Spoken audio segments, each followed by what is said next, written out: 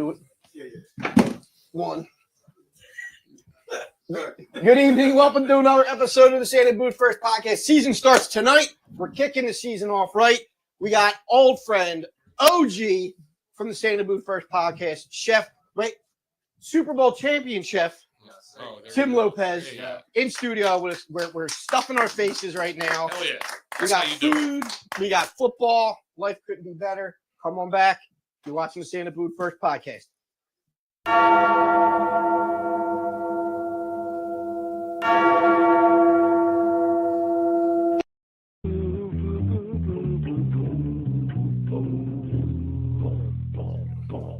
Boo, boo, boo, boo, boo, boo. Boo, boo, boo, boo, boo, boo, boo, boo, boo, boo. Greatest entrance in podcast history. Greatest theme song. Good evening and welcome to another episode of the Santa Booth First Podcast. Coming to you live from the Northeast Pole, Santa Sweaty Stack Studio. It's gonna be a good one tonight, boys. I'm feeling it. The energy's here. Amen. Football is on. We got some good grub. We got a guest, guy we haven't seen in a while. Always love having him on. Chef Tim. Before we get started, we'll thank our sponsors, Mamma Mia's Pizzeria. And for the couple pies tonight, some wings. Brody's a big fan of the chili wings. Sweet chilies. They're not better than Burnsies, but they're a good wing, but they're not better than Burnsies. All righty. Pops McCann's fine whiskeys, bourbons, whatever else Jay's getting into. Check Jay out, Pops McCann's Whiskey. Find him on Facebook. Kickoff Kitchen. Yeah, Kickoff Kitchen. We'll be sponsoring them. You'll see them up on here. There you go. We're talking about them. Yeah, I got all the sponsors, right? We're good? Pops. I got Pops. Yep. Got Granite. Granite Insurance. Your brother-in-law? Yeah. Find insurance needs for all your insurance needs. Yep. Give Matthew Michael Gorman a call. Granite You want to Insurance. forget about him. All right. I'll be the bartender for the evening, Jim Marcus. To my left is the guest, the man of the evening, Chef Tim Lopez. Good evening, Chef. Good evening, James. How are you today? Doing fine. Now, can we just yell at you? Yes, Chef. Yes, Chef. No, Chef. I Yes, have to Chef. do that. I'm off the clock. So Okay. All right. It's fine. To his left, the elder statesman, Donald Kennedy, Deke Martin. Good evening, Deke. What's up there, James? Good. I was trying to wait for you to get that last bite there. Yes, thank you. Appreciate it. Good. To his left, the one with the finest hair on the table. Although Smitty's coming in close with that tight buzz. I mean, it's coming up a strong second. And he's got like the strong second. Going, Yeah, you know? looking like a very sophisticated gentleman. That would be the Don DJ Good evening. Martin. Good evening. To his left, there he is, the AP, the ruthless one. Smitty, Ryan Smith. Good evening, sir. What's up, buddy? What's up? Behind the mic, behind the camera, keeping us live and on the air, the one, the only, Nate Money Pot Moss. Yeah. Good show. I was delaying. I was stalling. I was vamping. And we got the young man in the background, Brady. We'll see if he's coming on. He's too interested in the pre. He's too locked in the preseason. Well, the dude from Nebraska just got sacked, so he's excited. All right. Good for him. So we're sitting here stuffing our faces right now with one of the fine recipes from Chef Tim's new book. But before we get into the book, Tim, it's been a while since we've seen you, right? Yeah. Long time. 3.5, 4 years, something like that. Yeah. So I want to know the transition from feeding big, huge monsters of men to teaching young youth of America. How's that going? Well, I don't teach the young youth of America. My stomping ground is in Kensington at Jules E. Massbaum High School, oldest career technical education school in the city, one of the best. There's a lot of differences. You guys were yelling yes, chef in the beginning. I might get that 50% of the time. So thank you for the yes, chefs. Budget is different, you know. Eagles, we had unlimited budget. Whatever you want. You want a lobster at 2 a.m., you got it. I gotta play around with the money a little bit. And we run a cafe at this high school. Kids cook everything.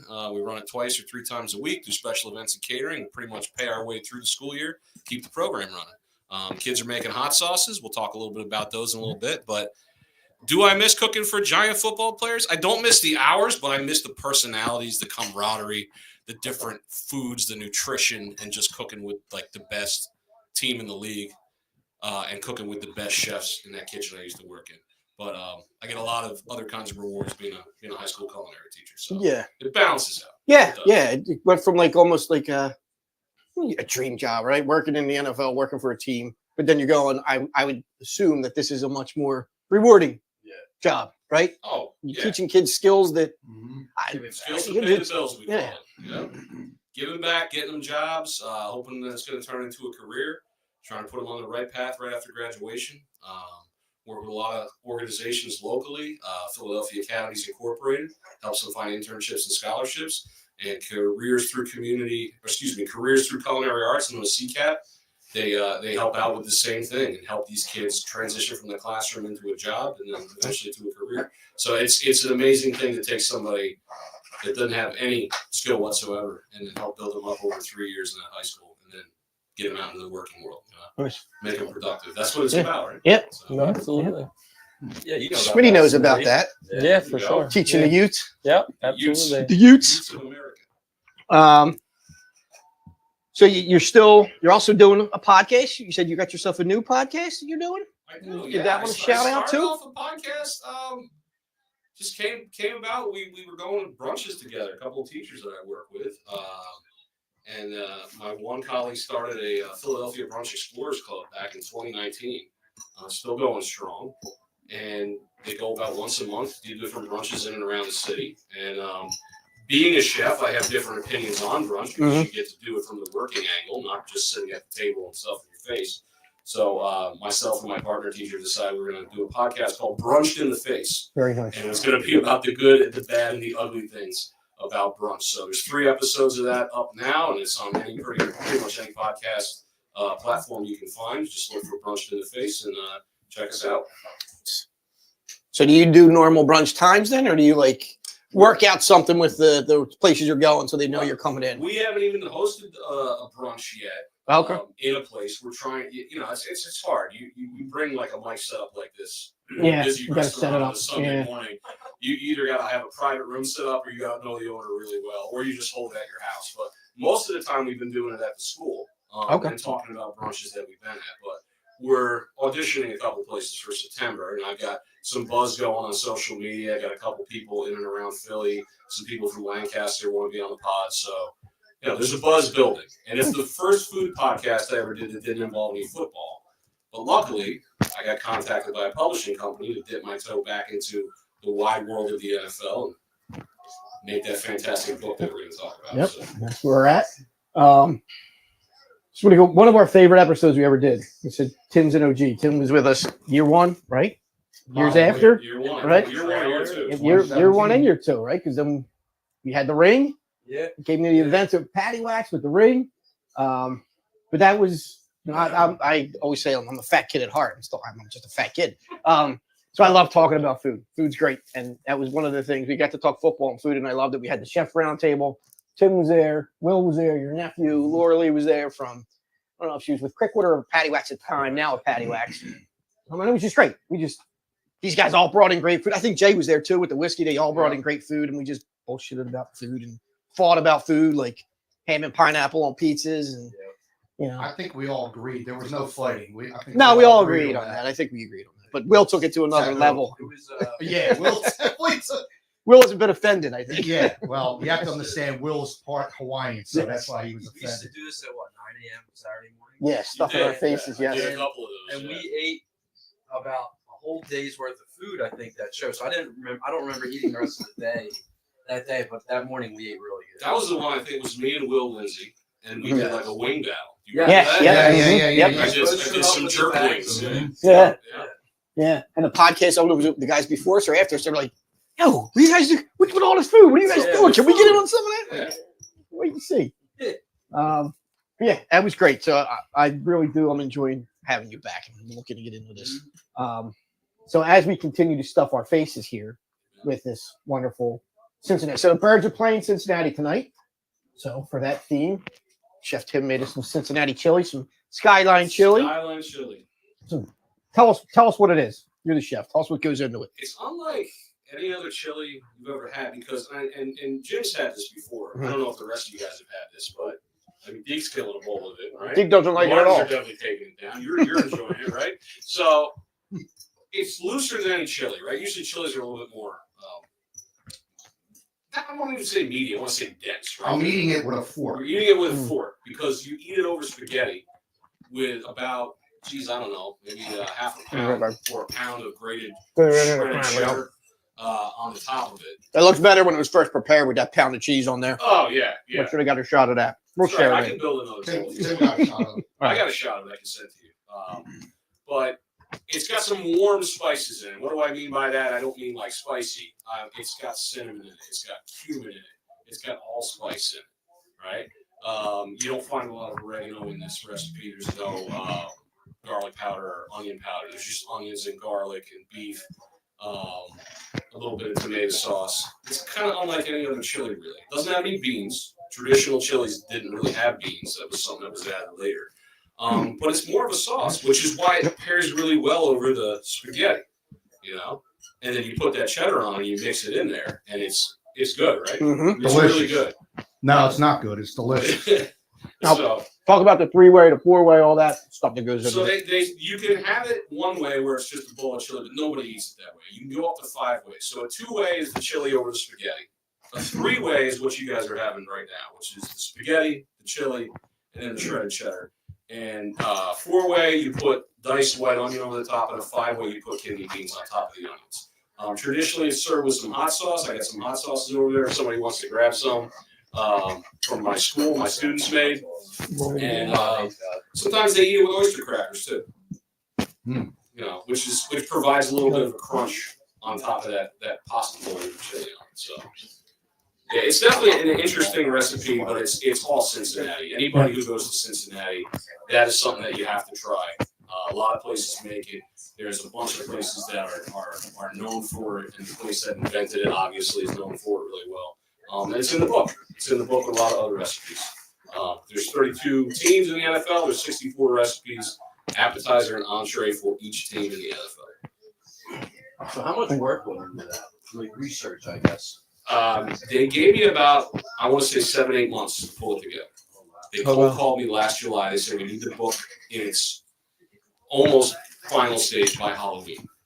Do you think you can do it? I was like, I'm going to try, because we started doing something when I worked at the Birds called Devour the Competition back in 2015. When I first got involved with your show here, I used to post on Instagram every week what we were putting up, and you guys used to share, and we used to talk about the foods. So I kind of did the back leg work on this back in 2015, 2016. I left the Birds in 2020 during the pandemic, and now I'm a teacher.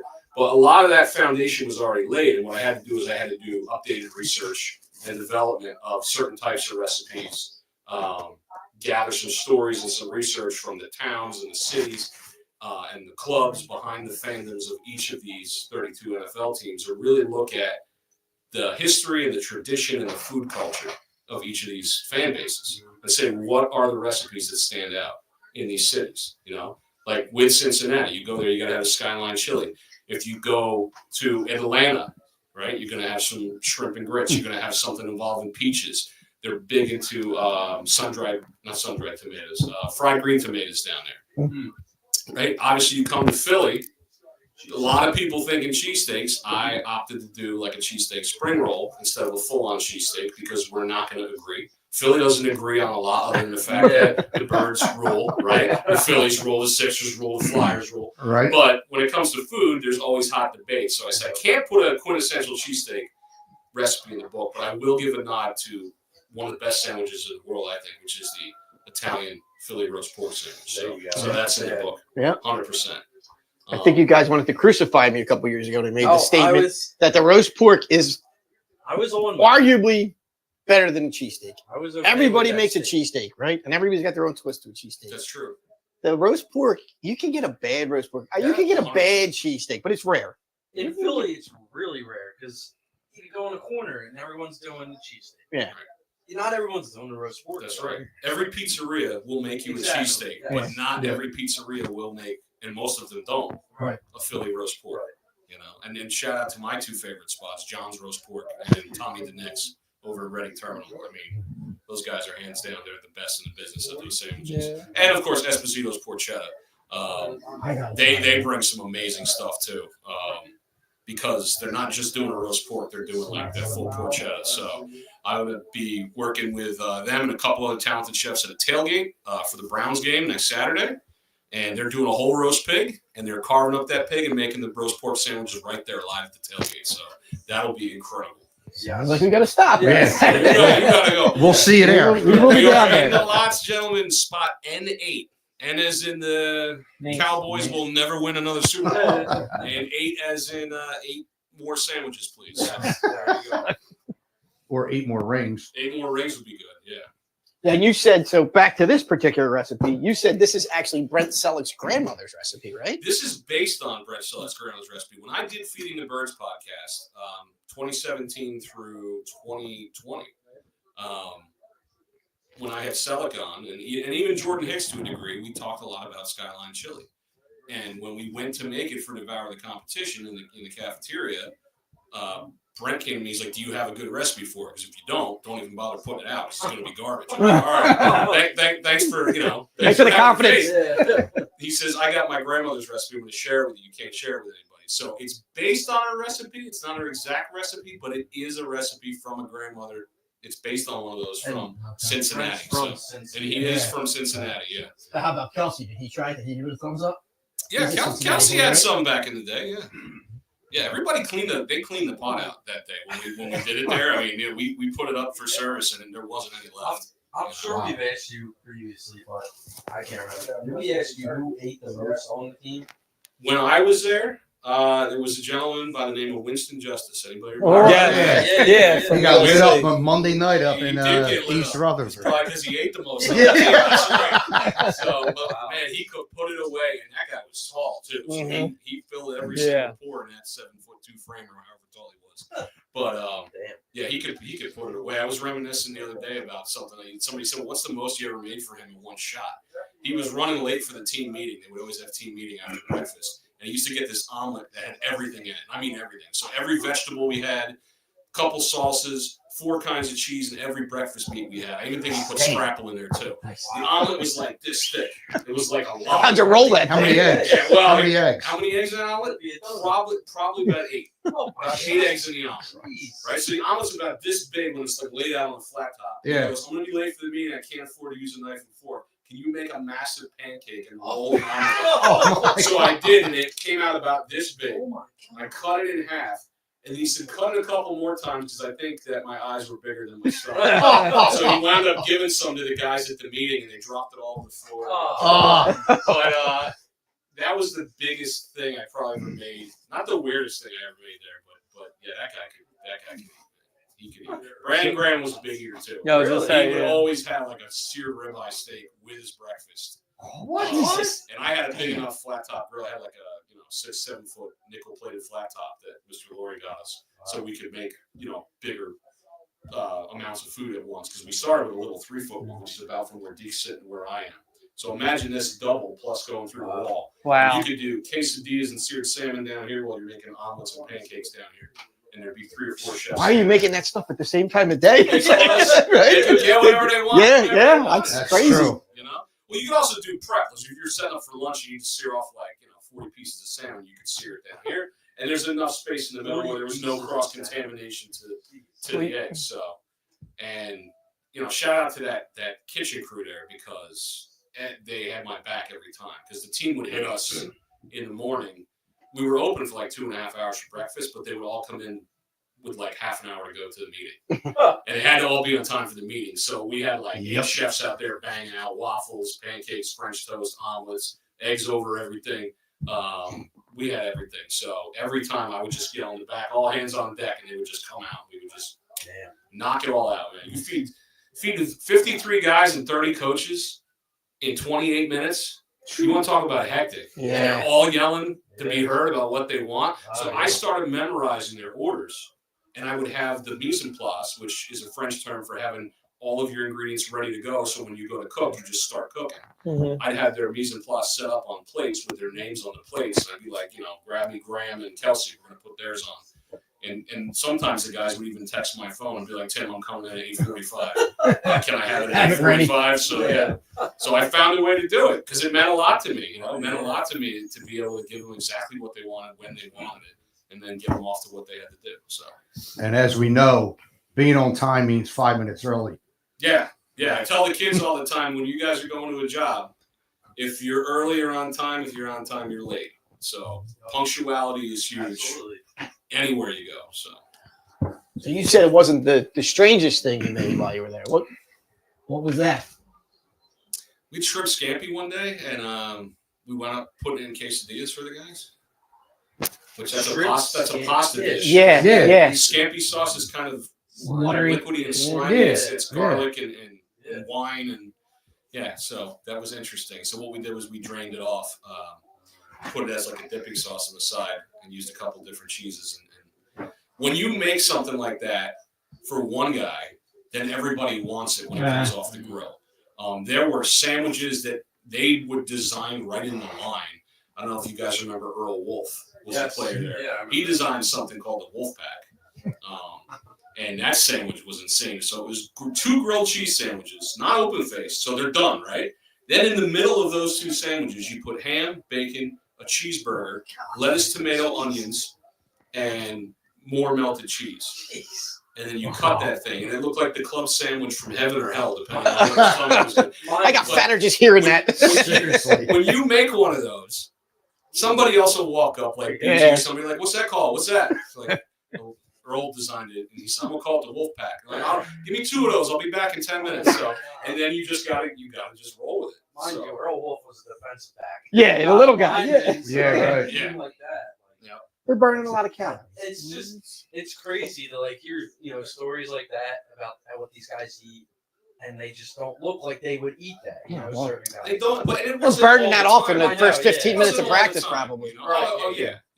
The amount of athleticism and how fast they're moving, and all the drills they do, they're burning it off incredibly fast. Yeah. I don't want you to think they were eating crazy stuff like that all the time. They were, but it was like, in between meetings, after practice, before like a later practice or something like that. They would come in and ask for that kind of stuff. It's not like they were about to hit the field and they were like, "Give me 2 of those Wolfpack sandwiches." Sticking them in their back pocket. Yeah, they weren't doing that. We really got into sports science over there. Didn't start like that. When I started that job, it was a 5.5-day-a-week job, and it turned into a 7-day-a-week job. Turned into 4 meals a day, and it really got involved in sports science, taking a look at what these guys put in their bodies and how it fuels them up to do what they need to do during practice, during downtime, when they're hitting the field, and then during game time. The biggest thing they always told us is guys got to either gain, maintain, or lose weight. Right? And then you also had to balance out a lot of the macros and the carbs, and when were they eating the protein versus when were they supposed to eat the carbs, and go on a carb loading on Thursdays and Fridays, build up that carb stored energy in their body for Sunday, and then you release that energy. So I learned a lot about nutrition working there. How much of that did you bring to the school now? I teach nutrition in the 3rd year. I teach the kids sophomore, junior, and senior year, and we do nutrition and high-end catering stuff in senior year, along with some extended dessert classes. But we bring in some people from Eat Right Philly, talk to the kids about what their diets are, taking a look at things that they eat every day and how it affects your body. Like you couldn't eat like 3 bowls of that Skyline chili. Don't challenge me. Tennis. Don't challenge me. Through this last little bit here. Yeah. But, I had a small bowl when I was making it yesterday. I made the chili yesterday. You always make a chili a day. Yeah, let that stuff sit. So I'm probably gonna have some in a little bit. But yeah, I teach the kids about nutrition, and that's kind of there as they can take this information and use it. You don't have to be nutrition minded to be a chef, but it does help your menu. It does help your customers, and it'll go on to help you. So Good stuff. very good stuff. So this book, It's not. it's not a tailgate book. It's a cookbook. It's not, but it could be. There is stuff in there, right? That The- work for the The tailgate. book is defined by me, redefined by the publishing company, and then it can be anything to anybody. What it is defined by me is it's regional cuisine of the NFL. But that sounds a little bougie on the cover of that cookbook. If you said Kickoff Kitchen, Guy that's chewing on a chicken wing. Yeah. Kickoff Kitchen, regional cuisine of the NFL. That's too bougie. Just Kickoff Kitchen. yes. The 32 game day recipe, 64 game day recipes based on every team in the NFL. That's got a lot more sell to it. So it's not tailgate. It doesn't have to be tailgate or game day, but it is geared up no matter what fandom you follow. And you should follow the Eagles, but no matter what fandom you follow, you can find traditional recipes for your city, your team in that book. And you can lean into that little devour the competition thing we talked about. So when you're like today, we're having Skyline Chili because the Birds are playing Cincy right now. You know, if they're next week for the Browns, I'm hooking up something else at that tailgate. And that's in the book. I'm not going to give away too many of these recipes because you got to buy the book. Buy the book. Sure. Don't spoil them. You know, so it's not just tailgate. Most of the people that have talked to me about the book, when they first crack the book, they're surprised as hell because they think it's going to be a recipe for pizza, wings, nachos, chili. I mean, there are a couple different chilies in there, but it's not just tailgate food. Yep. It's regional food. It's really getting into those cities and towns that support the fan base where the teams are. And I built it around where the stadiums were too. I tried to take a look at where are these stadiums located and what are the quintessential foods of those cities that are what support that fan base. So, not to give too much into the food aspect of it, but what would you say which area was the most difficult to figure out what to make? I would say New York because the Giants and the Jets share that stadium in East Rutherford. And everybody would say, you know, New York, all right, so put a recipe in there for a cheesecake and pizza. Yeah. There you go, that's New York. Well, no, now I need 4 recipes. Plus, no one's going to agree on one recipe that means New York pizza, especially not from a guy who worked for the Eagles in Philadelphia, lives in South Jersey, and now I'm trying to tell a bunch of guys from New York how to make New York-style pizza. Right. They'll string me up in the parking lot. So a lot of the recipes I had to tiptoe around and say, you know, is this going to be too highly contested? Should I look into a different avenue for that? So for Jets and Giants, you know, I went with a lot of North Jersey and New York classic foods. You know, there's a chopped cheese in there for the Giants. There's a sausage and pepper sandwich in there for the Jets. There's some pork roll or Taylor ham, egg and cheese, depending on where. We're in South Jersey near Philly. We call it pork roll. But I got into a heated debate this morning on a Jets podcast that I got invited on to discuss the book, and they're like, "No, it's called Tailor ham." Like, you guys are totally wrong. I'm like, look, I could debate you, or we can talk about the book. I can do an hour on why it's called pork roll, but if this is my podcast, I'd hang up on you. But it's yours, so I'll stick around. So New York, it was difficult deciding on those, and then the LA teams. You got 2 teams from LA. So how do you cherry pick the best of LA and split it between two teams? There's some fish tacos in there. There's some street corn in there. So I leaned into the food trucks a little bit and tried to see what was the most popular thing in that aspect. So probably LA and New York were the harder ones. But the hardest one for me, I think, was Denver. And even from people who I know that live in Denver, shout out to my pal Elaine, who lives in Denver.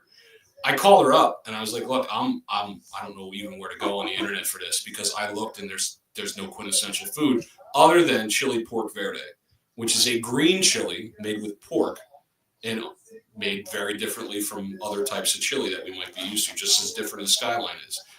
But then for an appetizer, there was really nothing there. You know, I went and combed different places. I called restaurants, and they're like, there's not really a Denver food, you know, unless you want to lean into like, you know, Rocky Mountain oysters. And I promised Selleck way back in Feeding the Birds, episode 3, season 1, that I would never, ever make Rocky Mountain oysters because he said he had them once. Lane Johnson took them somewhere, and they were sitting down, and Lane's like, you got to try them. They're amazing. He's like, I've never put one of those in my mouth. Never. So, yeah, I wasn't putting Rocky Mountain oysters in the books. Where do you source Rocky Mountain oysters? I don't want to know, Jim. Yeah, right. I don't want to know. Nope. You know? Just asking. Would that be Elaine McJane? Yeah, Elaine McJane. That's Yes, right. she's watching. She's watching, Elaine. Yep. Do you eat Rocky Mountain oysters? Huh? You in for Denver there? See what she says here. I mean, I was even watching old episodes of Mork and Mindy looking for recipes from Boulder, Colorado, and nothing. Couldn't find a damn thing. So Just do cookies. I don't really- Cookies and nachos, right? cookies and nachos, right? 420 There's like certain areas of the country that you associate food with, but like Denver is one of those places where it's like, I don't know. No, it's beer. It's Coors, yeah. Coors. Yeah. Coors beer, and it's like And Just skiing. just like a beer cheese sauce, like Coors beer cheese sauce. Yeah, Just a I bunch don't of- really think of food. It's just a bunch of stoners now. You just give them Seriously. munchies. You know what? Chocolate chip The cookies hardest and thing with chips. this is after I wrapped, I said, okay, all the recipes are done. Then I had to go and edit them. That was like a 3-week process because they just kept sending them back to me like, you have to explain this in detail. You got to change like the amounts here. You got to give me the metric measurements versus the U.S. Yeah, you got No. writing a cookbook, you could just say, "Hey, here's my family recipes I want to put in a cookbook," and then the publishing company comes back to you and go, "Well, okay, but if you're going to saute the onions till they're translucent, what does that mean?" Because most people don't know what that means. So you have to say, "I need the exact heat, I need the exact time, I need the exact fat you're putting in the pan. What type of pan are you using?" So that was tough. But after I locked everything and I handed it off to them, I constantly read stuff about food culture because that's what, when I was at the Burns, I developed a love of it. That's why I did the podcast. And there's a lot of love in that book. And then you start reading about stuff like, I was watching a reel today, and there's something called Polish cannonballs. Polish cannonballs are being served at Pirate Stadium out in Pittsburgh. And I don't know what. do you want to know what it is? Sounds good to me. This should have been in the book.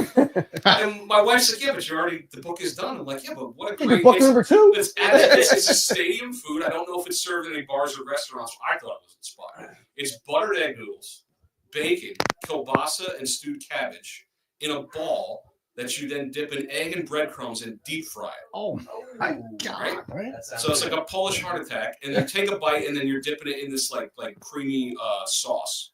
It's like a ranch / like coleslaw type dressing type sauce, and it's called a Polish cannonball. And I think my wife said, "Yeah, you probably leave a few of those behind when you go to hit the restroom." And she goes, "And you're not sleeping in the bed with me." Yeah, right.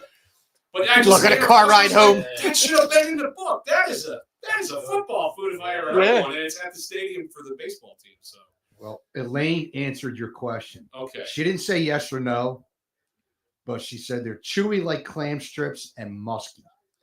I'm out. Sounds about I'm right. just gonna have clam strips then. Yeah, exactly. Hey, you eating clam I've strips? never had a raw oyster, and I've seen people that they do. Well, these aren't technically oysters. No, Friends. they're You not. know what They're they You not. know are? what they are? No. They're Oh. testicles. They're testicles. They're cow balls, or are they bull balls? They're some Sometimes some they're type of they're- bovine animal. Yeah, they're not. The bull balls are masked. These are like. This was in the office, wasn't it? When the white brings out Yeah. the bull testicles to Michael when he's going to Denver. Maybe. Yes, yes, Yeah. I do remember that. That's right. Was that up on the roof? Yeah. Yeah. I just remember the Chevy Chase movie. That's what I was about to say. Like Chevy Chase was eating them all, and they were sheep testicles. And that. Yeah. And they're like, nobody ever ate more than 40. He's like, well, I'm going for it. Yeah. He's like 45. And they're like, He sheep didn't know. testicles. He didn't There know was what they were. there was like a board that had the record. That's and why he's they like- call he's them like, Rocky "Oh." Mountain oysters, though, right? So I'm it's like, oh, it's an oyster. No, it's Now it not. makes sense. There's no body of water producing oysters up there. So Makes sense. yeah, Elaine, I'm out on the musky. My beer can be musky. I don't want my my food to be musky. Usually, musky in food means something. Yeah, something's bad. Something went wrong. Did you see what Matt said about the what's it called? Polish cannonball? Polish cannonballs. Sounds like something the armpit of Pennsylvania would serve. He's not wrong. He's not wrong. No, he's not. Sounds like a Steelers country food. Yeah. It does, but I'd try it. I would. I'd try. Absolutely. I'd You try. got. I'm not a big buttered cabbage guy. noodles and But kielbasa. Like, okay, Yeah. yeah, there's bacon. There's bacon in everything now. You Yeah. get bacon and ice cream now. Bacon, but dude, buttered noodles and kielbasa, you had me. Right? Yeah. I got some German roots. Shout out to my grandma and grandfather. They're from Germany. yeah, I They would serve definitely that try. stuff all the time. So, and pierogies. Oh, So, what's the Dallas? We got to ask for the rival. What's the Dallas recipes? you want to know the Dallas recipes? All right. You had one kind of chili. There's another kind of chili in the book for Dallas. It's the entree, and it's called Texas Red. And this was the original chili before there was any other chili. Wow. This was the chili. They made it with the leftover parts after slaughtering the animals on the cow drives. Scrapple. Yeah, Right. exactly. So they would do these cattle drives to different ranches. The ranchers would chop up the pieces to sell whatever was left over. This is a long time before burgers came about. They would take the pieces and stew them down and and just and eat them. And there's no beans in this chili. There's barely any tomato in this chili. There's a lot of beer in this chili. There's some good seasoning in this chili. You can actually buy Texas Red seasoning that's made down in and around Dallas. If you want to be authentic, you can get it. Specifically, I've been told if you're going to make this particular chili, you got to have Shiner Bock beer. That's made in Texas. I got that at home. That's I actually a good like beer. It. It is a good It's beer. a good beer. Absolutely. and it's just a bowl of Texas Red. When we made it at the Birds, we did some jalapeno cheddar waffles, and you would just dip the waffle in and eat it with the waffle, which was a great idea. So I think I threw cornbread in the book, but we used to do it at the Birds with waffles. But you can take your cornbread and put it in a waffle machine. Yeah. You put anything in a waffle machine. Yeah. Just don't put your hand in there. Yeah. You know? Pickles and cheese. And then for Dallas, for the small bites, I went with chicken fried steak bites. That's a huge thing in Texas. It's big in Oklahoma too, but in Texas, everybody loves chicken fried steak. So yeah, we put that in there. There's a white gravy that goes with that. It's an interesting gravy. There's buttermilk involved with the breading of the steak and everything. Maybe I kind of leaned into that. I was gonna go brisket, right? But the minute there's some brisket, there's like a burn-in sandwich in there for another team. But I was just kind of trying to get to stuff that you saw on menus all over the place. You can get good brisket in Texas, but not every place in Texas is a barbecue joint, right? So I was looking for other recipes that really were connected to the Dallas area, outside of barbecue. So we're going out to Kansas City for the game, so I'm interested to see what kind of food we get out there. Barbecue, right? Tons of barbecue. Yep. I'll have to see if they have like the specific Kansas City only type. Well, there is a great recipe, 2 recipes in the book. I don't want you to spoil them all. I'll give it out. I don't mind, but I'm not telling them how to make it. You gotta get the ingredients. Recipe, but they call it corn crack out there because they all eat it before. But it's a corn dip. It's like a cheesy corn dip made with sweet corn, and they have it with pretty much every meal at a lot of bigger restaurants and stuff. And people have their own recipes for it. Families, they make it for game days, graduation parties, birthdays, holidays, stuff like that. So that's in there. And then I did some KC. I'm trying to remember. There's so many damn recipes. I can't remember. It's hard to remember. 64. You think I would remember all of them in the book? But every now and again, there's so many swirling in my head. Telling these guys. So we used to do a thing when we were in the studio. I remember we used to have like the opponent. We'd hook up with one of the opponent's podcasts. Yes. Yeah. Remember the Juicy Lucy guys? Yep. Yes. Yep. There's a Juicy Lucy recipe in there. Oh, So God. here's some cheesy smoked corn with bacon. There's that cracked corn I was telling you about. Juicy Lucy was for the Minnesota Vikings, right? Yeah. And we got some burn-in sandwiches. Some KC burn-in sandwiches. Oh. Those look good. Those are good. Are those your? Like did I do this? No, the publishing company had chefs in California that took my recipes and then made them and then plated them up. Yeah. Oh, okay. Really? The interesting thing about this one is I have you using like a whole brisket to make the thing. You're usually just supposed to use the tips of the brisket that's left over, and then you coat them in sauce, put them back in the smoker, and they kind of caramelize. But if you're feeding a crowd, you're not going to just trim off the ends of the brisket, serve the brisket, and then make these the next day. So if you really wanted to do some burn-in sandwiches like KC, you can just use the whole brisket, you know. And there's notes in here about everything. You know, You have like the culture behind it. The culture and the history. You get some notes. A couple of these things you might need a smoker to do, but say, hey, chef, I don't have a smoker. What am I supposed to do?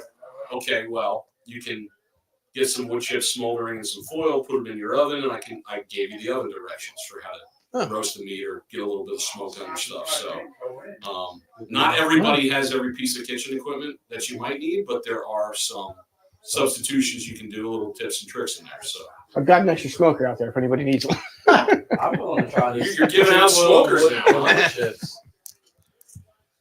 Huh? I can give you a rundown on how to do that. It's not hard to do in the oven. So I'm a new. but your oven will smell like smoke, and your house will for about 2 weeks after. So Yeah, that's what it is. I'm newly moved out of the house now, so I'm in my own place, and Okay. I've been testing a lot of new recipes of what to cook and stuff. A lot of trial and error. Yes. Yeah, a lot of trial and error. You gotta eat. You gotta eat, D. So Wow. this book will come in handy for football season when we decide to have friends over, or I want to maybe test my skills. Mhm. So I'm looking forward to it. I'm gonna be leveling up the tailgates. I'm gonna tell the tailgate boys, no more breakfast sandwiches. I'm gonna bring in something else. Unless we're playing the Jets and lead into that pork roll, egg, and cheese, you know. Pork roll, not The Taylor way I Hand. see it, you can. Elaine, I think you said Taylor Hand. Elaine said She Taylor did. Hand. I believe she did. You're betraying me. Stabbing me in the back. Well, okay. We went to high school together in upstate New York, so up there they would have called it Taylor Right. Hand, right? But I've been down here enough to realize that it's really called pork roll. And the reason it's called pork roll, let's get into this right now. If you're going to call me out, I'm going to get into it, okay? Give Give me the book because the story's in there. So that way I can get it down verbatim so I don't mess up the dates and everything, right? The reason behind this whole Taylor ham pork roll debate came about because of It's the brand, right? It's the There's it's It's the the- brand. Taylor was the Yeah. brand that first made it, right? There's also Case. Case There's also pork roll. in case to me substandard to Taylor. Yeah. It really is. It's not. It's got that a different type of tangy to that pork roll. I'm not a fan. Sorry, Case. I gotta go with Taylor on that one. And they say, well, if you love Taylor so much, why don't you just call it Taylor ham? I'll tell you why not. because it's not Taylor ham. And this is one of the biggest hotted debated It's like issues Canadian in New bacon. York and New Jersey, especially New Jersey. Jersey. Because we're in New Jersey, and some people say Central Jersey is a myth. There's a North Jersey and a South Jersey. But anybody who lives in Trenton will tell you, well, where the hell are we if we're not in Central Jersey? They're everything below Trenton is South Jersey. Above Trenton is North Jersey. And that's what I There's no such thing as Central but there's Jersey. a dividing So what, it's line. North And and it's South Trenton. and And I'm telling you Right, right, now. and it's And Trenton. that's where pork roll was first made, was in Trenton. Trenton, yeah. So, but that is like the nexus of Jersey. There's a secret doorway in Trenton that leads to the pork roll universe. I So- drive through Trenton every day to work and on the way home. So it was created in 1856 by John Taylor, right? Who manufactured it in his The Niners factory. receiver? No, not Yeah. him. This is a different guy. That was him. He had a time machine. Residents from North Jersey called it Taylor ham after John Taylor. South Jersey residents referred to it as pork roll because food regulations applied to it where they said it's technically not a ham because it is a compressed meat. The way it's made, it's in that package. It looks more like a sausage than it does like a traditional ham, which is made from a whole muscle part of the pig. If you grind it down and make it into something like what we know pork roll looks like and what Italian sausage looks like, that's technically not ham. That would be some type of a sausage. So the name pork roll stuck. But in Jersey and Philly, we call it pork roll, and in North Jersey, notice I said Jersey and Philly, we call it North Jersey. It's a Yeah. different country, Yeah. right? It is. New York. And I grew up in upstate New York, so I learned about it, when I would go down towards the city and I would go into North Jersey and on our way down to, the Turnpike or the Parkway, you could stop at different diners and see the name change on the menus based on where you were at. Yeah. So the regulations required non-ham products to drop the ham label. And so once the government tells you, get rid of that ham label, they made up pork roll. And I know a lot of people aren't a fan of everything going on in government right now, but in late 1860s, you couldn't call it ham if it wasn't ham. So The ham Gestapo would get you. I'm a big fan of food regulations, keeping people safe. So I teach this Yeah. stuff to the kids. Yeah. So that's why I appreciate that eating your food. Yeah, right. yeah. Not to mention, you saw how long it took me to heat that up upstairs. I kept taking its temperature. Time and temperature abuse, baby. You'll get sick from poorly reheated food just as much as you will from raw food. Yeah. So. Mm. Yeah, but I teach that stuff to the kids. So I can put some of that in the book. I put do's and don'ts for, making these foods at the house or at a tailgate, making sure your temperatures are right, making sure you keep your cold foods cold and your hot foods hot so nobody gets sick. The last thing you want is to host a Super Bowl party after people wind up throwing up. Yeah. They might because they drank too much, but you don't want it to happen because of the food. Yeah. Because they'll always blame the food. They're not going to blame Yeah, the the food. They're not gonna 17 blame- beers they- and they- 3 shots. They kicked the last quarter of the keg. Uncle Bob and his buddies did that, and they're throwing up. Hey, It must how do you know have been about the Uncle dip. Bob? How do you It know must about, have been the dip that Jim put together. It wasn't the beer. how do you know about Uncle Bob? Leave Uncle Bob out of this. He's got an Uncle Bob. We all got an Uncle Bob somewhere. Wait, Yes, I yeah. got- I have an Uncle Bob too. Yeah. My dad's name's Bob, so he's somebody's uncle. All right, so one of our topics we were going to have just for one of our off-season shows was trips and cities, like favorite cities you visited. Right. So I think top 3 cities you visited, and if you had their local food, what it was. So who wants to start? I mean, I'll start. Probably top city for me. You guys were just there. Was New Orleans. Really? Yeah. The best city you've ever visited?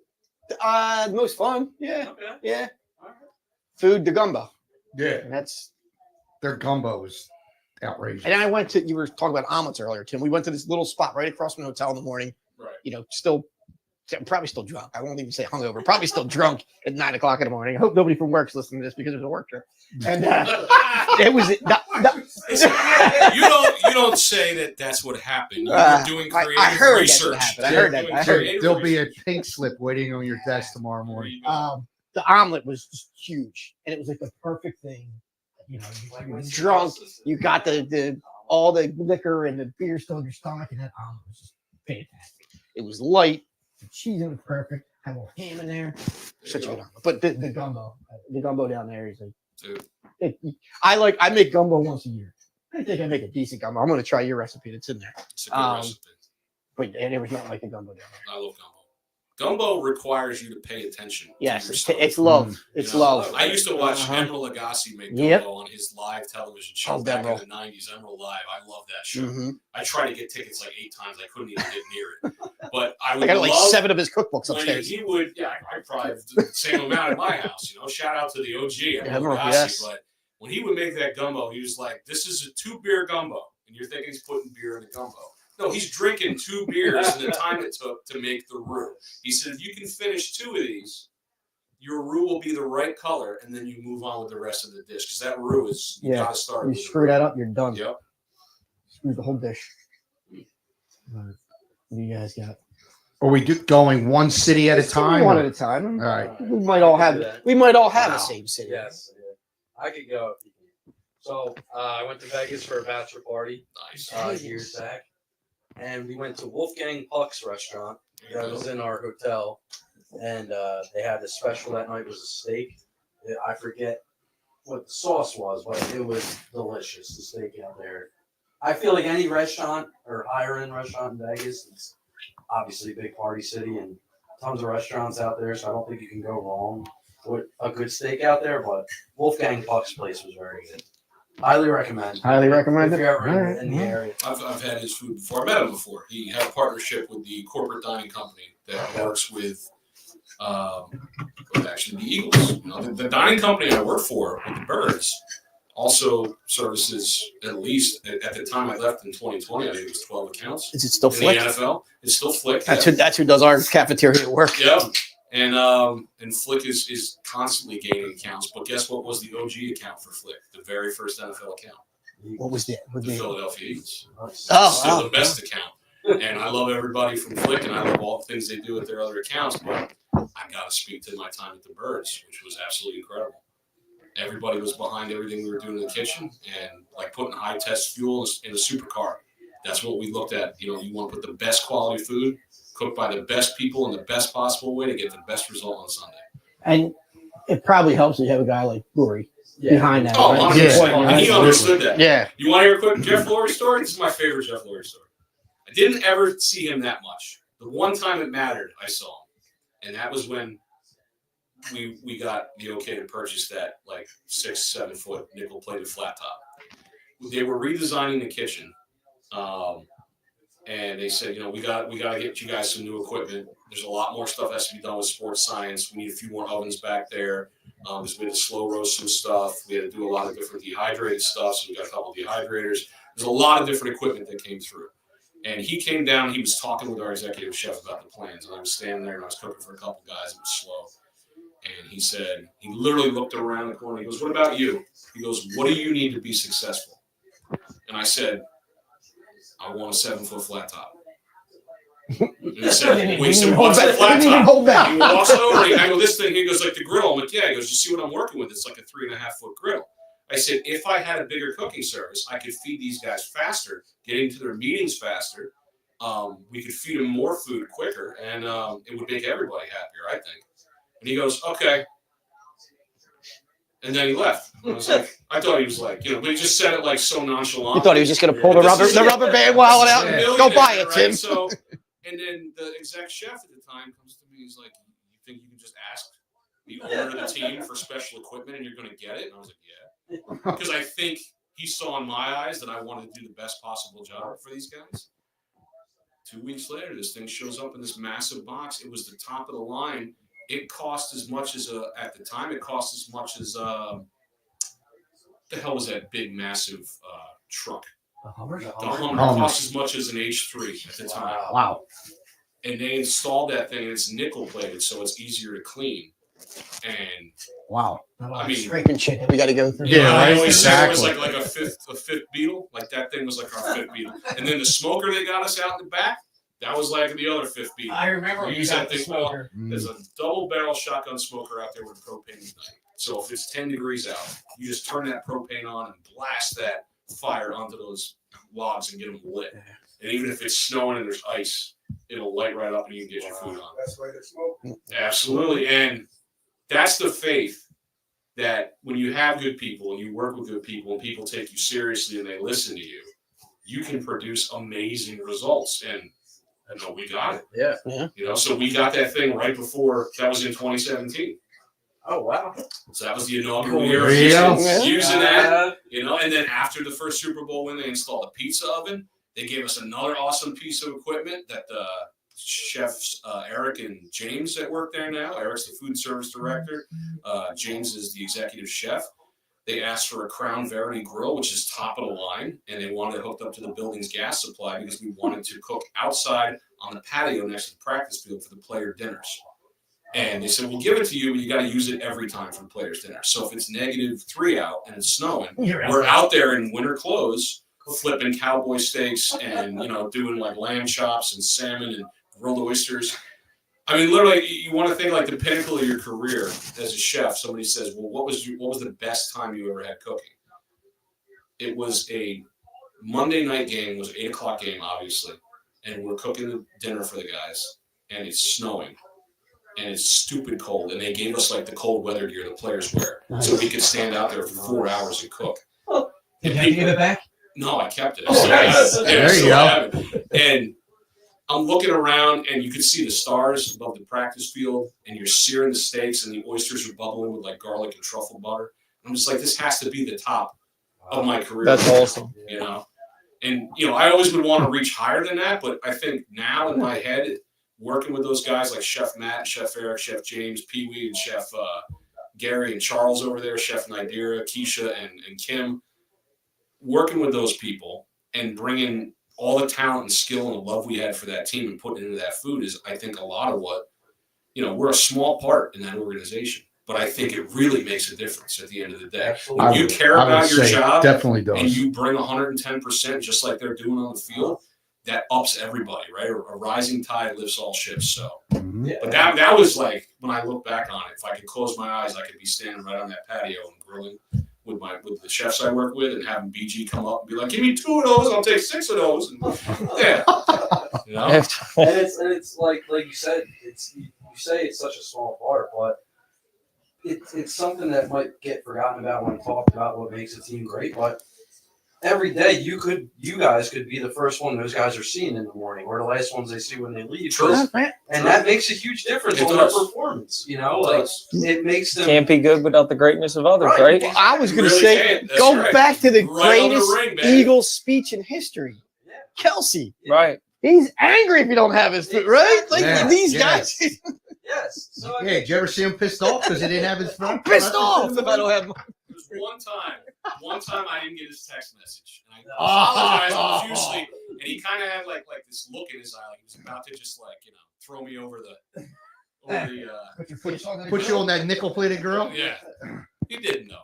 Jason's a wonderful guy. We all know that already. I mean, he could win. He could run for Yeah, mayor we know today that. and win. I know you guys know because he gave you free tickets to the Super Bowl. I got free tickets, but I worked there at the time. I went to Minneapolis.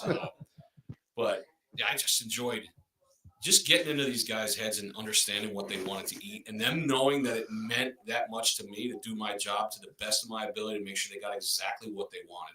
Because when you work with people like that, you get what you want. It makes the rest of your job so much easier.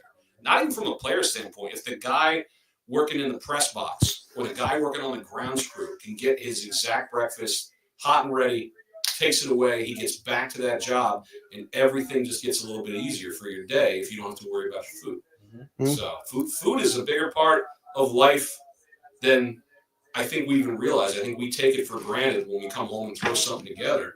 But, you know, if you can really pour some passion into it, a lot of chefs in the industry, there's a lot of passionate chefs. I mean, you really make somebody's life better by what you do and what you make with your own 2 hands. So I'm not trying to be like Tony Robbins here, like, bring a tear to everybody's eye. But, Nice. True though. it really is true. I just connected with my love of food culture and really caring about these guys. I felt like we were part of the family. I mean, I got a big old Super Bowl ring just for showing up every day and cooking. Just for doing your job, right? That's it. Yeah. So, wish I had two, but I jumped ship during the pandemic for my own reasons. But I had my glory days with them. I wouldn't trade it for anything. So. But I That's guess awesome. Now you're teaching to the youth. Teaching the next generation. Yeah, That's Yeah, right. man. I'm hoping to There's inspire your some word. of them. So eventually, if there is ever, a chef change over there, and they need some people. I got some You talented get some people chefs from there. that I could recommend to come in there and stage or work at an internship or That's go in there and awesome. shadow them or whatever. Yeah. It's an incredible job when you work in corporate dining. If the corporation is a place like the Eagles, they care about you and they care about what you're doing because it just helps everybody. So a lot of times in industry, you don't get that. You got to find those places that really care about you and do well by you and make it possible for you to do your job. So a lot of long hours, but that was part of it. You were kind of like dedicating yourself to that next Super Bowl. One of the things I remember they were saying right after the first Super Bowl win, what are you doing right now? What are you doing today to help us get the next Lombardi? Sounds They like your ask boy people Jalen, that right? all the time. Yeah. So I just bought into it. I bought into it big time. I was like, what can I do to make it better? You sound like you're ready to strap them up more. Go back down there. You're pumped up. I would love to go back, and even if I'd do it for nothing, I'd go in there just for a day. If I could just go in there and sling foods with them again for one day. Want to sneak down to practice with me on Saturday and just slide in the back, see if anybody. See if they notice. Believe it or not, I got a brunch booked on Saturday. Yeah. I'm doing a podcast for it. But That's awesome. So, what's everybody else's city? I'm going back and forth between New Orleans, Nashville, and Honolulu. Oh, Honolulu. Nashville's on my list too. bucket list is what we're talking about. Just No. your 3 favorite cities and the food there. It's like you. No, I thought you were just Vegas. What's Scotland. your favorite food from Yeah, whatever man. city? right, like you did. Cities that you've Which I did, visited. And I mean, Vegas was probably the most fun I've had in the city too. But But was it the best food or? no, it was not the best. I wouldn't say it was the best food. You ever Best going back? steak. Because I can recommend a spot for you to go to. If I do go back, it won't be soon, but I gotta save up some money. Are you a brunch / breakfast guy? Yeah. Okay. Yeah, I could. Caesar's Palace has something called the Bacchanal. The Bacchanal. You can sit there as long as you want. You pay one price. My buddy was talking about this on the Brunch to the Face podcast. Best brunch he ever had. Anything you could imagine. Like prime rib carving stations, omelets. Okay, we kind of expect that at a brunch, but like mimosa fountains and like handcrafted carved cheese sculptures and all that stuff. And I don't know. I'm a huge fan of brunch and Vegas food. There's a couple Vegas recipes in there for the Raiders, but they're talking about like old Vegas. There's like shirt cocktail in there, late night steak and eggs. But Vegas has become like a food destination in itself because it's like the best of different cuisines in one spot. But that Bacchanal brunch, you could live there for 2 days. So get a hotel room just to eat the brunch. Don't gamble. Just go to the brunch. So Vegas is one of mine. I love that. I love the fact that you can just walk the strip and eat. I would lose more money at buffets than I would at the table. And if they could find a way to let me gamble at the buffet, then You're set. forget it. I'm sure they I can put a lose the machine house next and my to you. kids' Yeah, there's college got to fund. be a one-armed bandit next to a table. Well, now you somewhere. can do it on your phone, right? It's Oh, just that's like true, in too. Vegas. So, yeah. Right, and then you can eat. I'm going to go Honolulu, just to be a little different and There you exotic. Exotic? Yeah. Look at you. What's the food? Oh, Spam? It's gotta. It's better With with spam. spam related. If you come on and say like a burger, Yeah. Mac and cheese. That I was- had that the was best 30 grilled cheese. 30 in years Honolulu. ago. The was Wheaties. 30 I don't years know. ago. There was something about the Wheaties there. We did a what's the Luau? luau? We did a luau. Pig? So the pig, yeah, with the poi, Poi poi? what's that? With the poi. POI. It's like It's a fish. it's like a dip or something, isn't it? Yeah, it's. I'll tell you. Like a spread. I'll give you the big. I'm gonna Huh? screw it up. Here? Yeah. Yeah. What do you got, Smitty? chicken fingers from. I knew he was going to say that. Chicken fingers. Kentucky. They have the best fried chicken. This place called KFC. I haven't really gone that many places, to be honest. Miami, right? When we went to the place, it was a Gotham Steakhouse. It was like a dry-aged ribeye steak. It was probably like, I don't even know how much it was. Literally dropped probably like $500 or $600 a night. And that was good. And then when we went to Boston, I mean, obviously it's a lot of people like it, but their chowder, dude, was out See, I of don't this eat world. chowder, but Out Boston of this was world. Boston was the third one on Yeah, my list. Boston was good. But Boston for me was the cannoli. It was the Whoa, 1 o'clock in the morning whoa, whoa. cannoli. I'm telling You're you. going to take Boston over New York on cannolis? Come on. I haven't had a New York cannoli. He Oh, doesn't you get. He gotta doesn't go. visit New York. You gotta go. How about a South Philly cannoli? You Get can't. one Yeah, of yeah, those. but you can't have your. I don't do seafood, Tim. So Boston, like the seafood See, was. for me, it's the clam chowder and the fried clams up there. Yeah, clam chowder is So delicious. freaking- Yeah. Lobster rolls, Lobster that's rolls. Massachusetts more. But the clam Right chowder, outside of the Boston. clam chowder, like Maine. Well, it's so cliche, I put it in the book, but so yeah, there are lobster rolls in there for New England and some fried clams. The clam chowder up there was delicious. yeah, And I That had it in the cannoli, summer. that was the best ever. that's what I'm saying. Like, yeah, it's And the cannoli. Mm-hmm. What about Philly? Let's go beyond the pork sandwich, go beyond the cheesesteaks, go beyond some of the great pizzas they're making. If you could have any other food in Philadelphia, what you go to? Yeah. That's a hard A one. fresh pretzel right out of the oven. Right out of it from the cart, the pretzel cart. no. He's talking about They got somebody on the wash boulevard. his hands Oh, as on the he's boulevard. Yeah, Deke likes him on the boulevard. Boulevard. They're just waiting for you on And 95. it's selling slightly pretzels. burnt. I got no water to wash my Slightly hands. I'll burnt just the piss bottom on of them. those marks Yeah, right. No, laying on the top. On On the top. too. Yeah. That's a tough So question. you like yours well done A little bit, I'm yeah. gonna go a little bit of a sweet. I'm gonna go water ice. That's what I was. Water ice. Good water ice. Tasty cakes. I mean, you going Philly, you're going Scrapple.